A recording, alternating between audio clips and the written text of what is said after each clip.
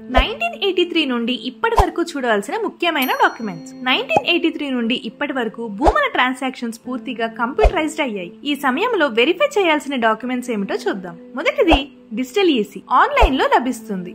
ఇందులో seller name, buyer name, mortgage details, double registration details, pending encumbrances అన్ని ఉంటాయి. ఇది మాన్యువల్ ఈసీ లాగే ఉంటుంది కానీ డిజిటల్ గా లభిస్తుంది. రెండవది ల్యాండ్ డిస్ప్యూట్ రిజిస్టర్. ఆన్లైన్ లో లభిస్తుంది. ఎంఆర్ఓ, ఆర్డీఓ ఆఫీసర్స్ మెయింటైన్ చేస్తాయి. ప్రాపర్టీపై pending court cases, patta disputes ఉంటే ఇక్కడ నమోదు చేస్తారు. మూడవది prohibited lands list. Assign lands, inam lands, endowment lands, waqf lands etcetera. వీటిని అమ్మడం కుదరదు. కలెక్టర్ ఆఫీస్ నుండి ఎన్ఓసి తీసుకోవాలి. ఈ list SRO, RDO, collector offices లో లభిస్తుంది. GOMS number 1147/1954 and subsequent amendments ప్రకారం అసైన్ ల్యాండ్ సేల్ చేయరాదు. నాలుగవది land conversion certificate. Agriculture land ను రెసిడెన్షియల్ లేదా కమర్షియల్ కి మార్చాలంటే ఆర్డీఓ అండ్ కలెక్టర్ ఆఫీస్ నుండి ల్యాండ్ కన్వర్షన్ సర్టిఫికేట్ తీసుకోవాలి.